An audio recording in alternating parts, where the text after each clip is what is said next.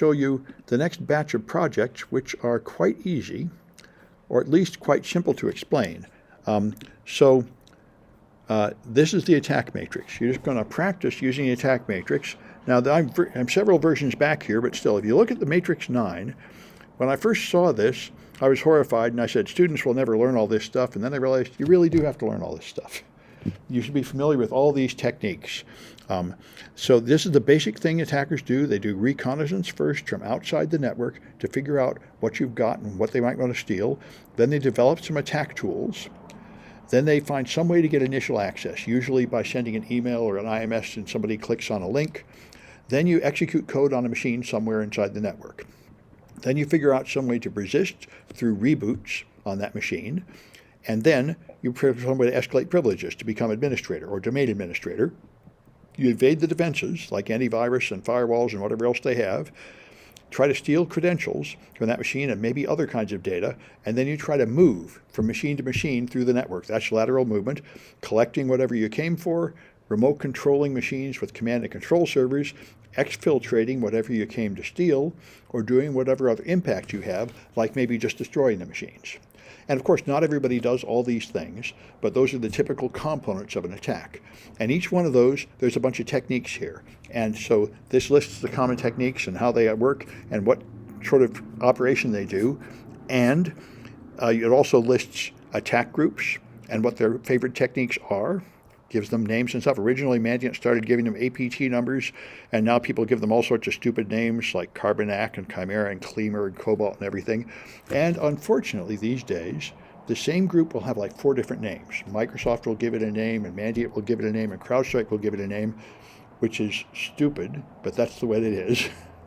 There really ought to be like a central authority giving it a name that's always the same, but we're not there.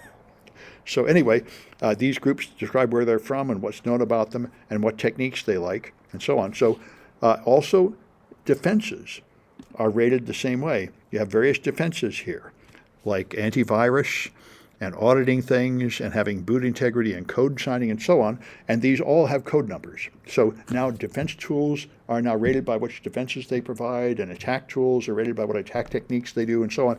This is the beginning of trying to turn security into a science instead of an art, is to just categorize things and start rating your activities by which categories of these things they get to. So, like I say, this is something we should get familiar with. So I just made some projects here. They're really nothing more than quizzes. So you go here and it'll tell you, I'm doing tactics. So what techniques uses this technique? And you have to go to that website and figure it out. And the website is linked down here. And there's even a search engine in here you can use here. So you have to find the answer to these questions on there. It's really just sort of a way to give you practice reading that attack matrix and getting used to how it's laid out. Everybody's using it all the time. We should all be becoming familiar with that way of analyzing it. And so each one of these, just you have to get, I think, 5 in a row, and then you'll get a flag. And there's just a whole bunch of quizzes like that. So that's all there are for the next several projects, is just practicing using that attack matrix thing. And I suppose, by the way, ChatGPT might be able to answer it, but it might not be able to get the right answer for the right version. But anyway, that's all right. And so after that, I think I'm not going to demonstrate it any more than that. It's pretty obvious. There's a navigator, which is kind of fun. This is the extra credit one.